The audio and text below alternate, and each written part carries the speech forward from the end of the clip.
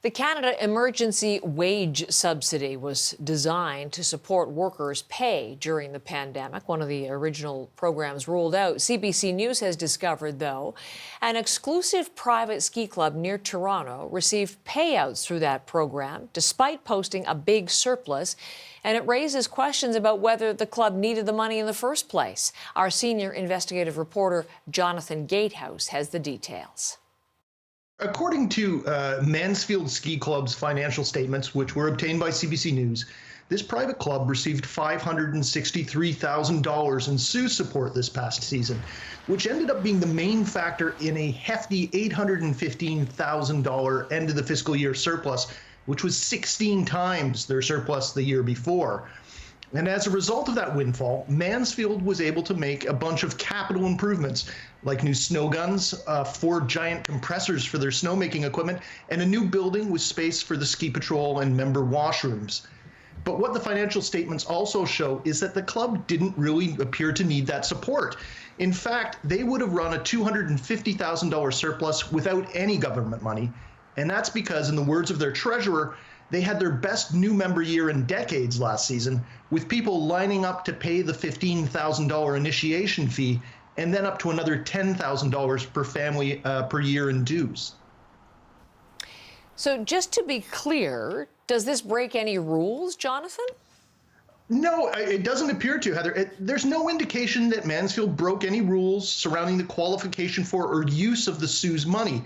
But the federal government has consistently said that the program was intended solely to support worker pay. And not all of Mansfield's members are happy about the surplus. One that we spoke to expressed concerns that these capital improvements violated the spirit of the CEWS program, that essentially a privileged group ended up with a lot of capital improvements that they would have had to pay for out of pockets otherwise.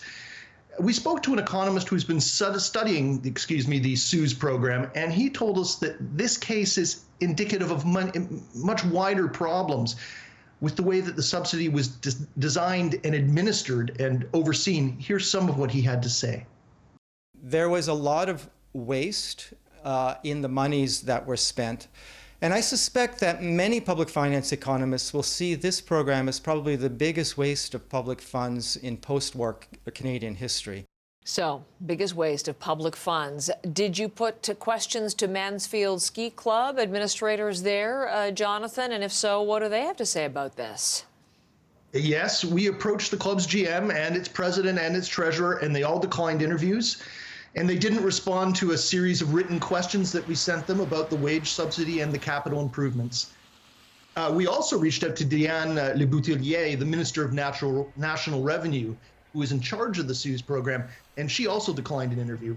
Her department, the Canada Revenue Agency, tells us it's in the process of conducting about 3,200 audits of CEWS recipients, but that's just a small fraction of the 455,000 businesses and organizations that receive the subsidy.